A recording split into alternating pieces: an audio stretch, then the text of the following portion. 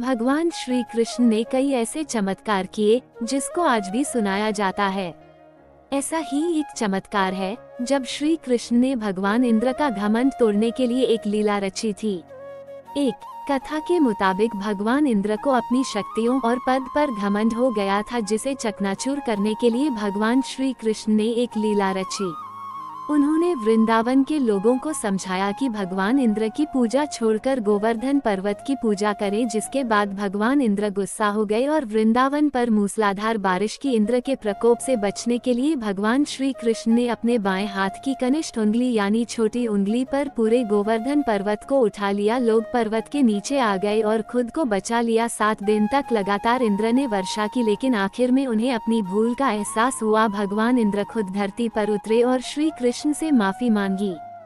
2 कलिया नाग दमन भगवान कृष्ण के असंख्य कारनामों में से एक है। कालिया सर्प का असली घर रामन का द्वीप था। गरुड़ के भय के कारण वो वहां से अपनी पत्नियों के साथ वृंदावन में आ बसा। वो यमुना नदी में रहने लगा था।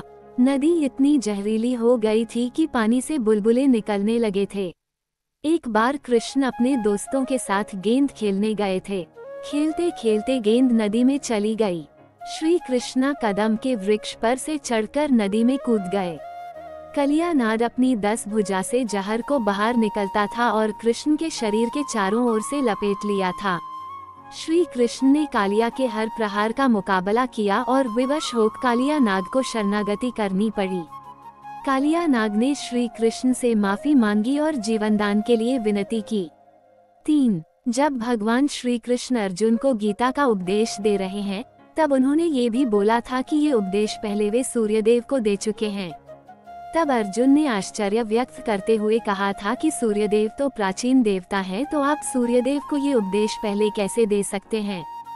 तब श्री कृष्ण ने अर्जुन से कहा था कि तुम्हारे और मेरे पहले बहुत से जन्म हो चुके हैं। तुम उन जन्मों के बारे में नहीं जानते, लेकिन मैं जानता हूँ। इस तरह गीता का ज्ञान सर्वप्रथम अर्जुन को नहीं बल्कि सूर्यदेव को प्राप्त हुआ था। 4 भगवान श्री कृष्ण की बाल लीला की कथा है। एक सुबह कृष्ण अपने मित्रों के संग खेल रहे थे। बलराम ने देखा कि कृष्ण ने मिट्टी खा ली है। वे और उनके मित्र माँ यशोदा से इसकी शिकायत करने पहुँचे। जल्दी चलो माँ, कृष्ण मिट्टी खा रहा है। यशोदा माता तुरंत दौड़कर गईं और कृष्ण का हाथ पकड़कर करीब लाकर पूछा, क्या तुमने मिट्टी खाई? कृष्ण ने माँ की ओर देखा और मासूमियत से कहा, नहीं तो। मित्र झूठ बोल रहे हैं, देखो मेरा मुंह, क्या मैंने मिट्टी खाई है? ऐसा कहकर कृष्ण ने अपना मुंह खोल दिया। माता यशोदा को मिट्टी तो नजर नहीं आई। इसके स्थान पर कृष्ण के मुंह में यशोदा माता को संपूर्ण ब्रह्मांड के दर्शन हो गए। पर्वत, द्वीप, समुद्र, ग्रह, तारे, संपूर्ण सृष्टि दिखाई दी। 5 महाभारत में द्यूत क्रीड़ा के समय युधिष्ठिर ने द्रौपदी को दांव पर लगा दिया और दुर्योधन की ओर से मामा शकुनी ने द्रौपदी को जीत लिया। उस समय दुशासन द्रौपदी को बालों से पकड़कर घसीटते हुए सभा में ले आया। देखते ही देखते दुर्योधन के आदेश पर दुशासन ने पूरी सभा के सामने ही द्रौपदी की साड़ी उतारना शुरू कर दी। सभी मौन थे। पांडव भी द्रौपदी की लाज बचाने में असमर्थ हो गए। तब द्रौपदी ने आंखें बंद कर वासुदेव श्री कृष्ण का आह्वान किया। श्री कृष्ण उस वक्त सभा में मौजूद नहीं थे। द्रौपदी ने कहा, हे गोविंद, आज आस्था और अनास्था के बीच जंग है। आज मुझे देखना है कि ईश्वर है कि नहीं।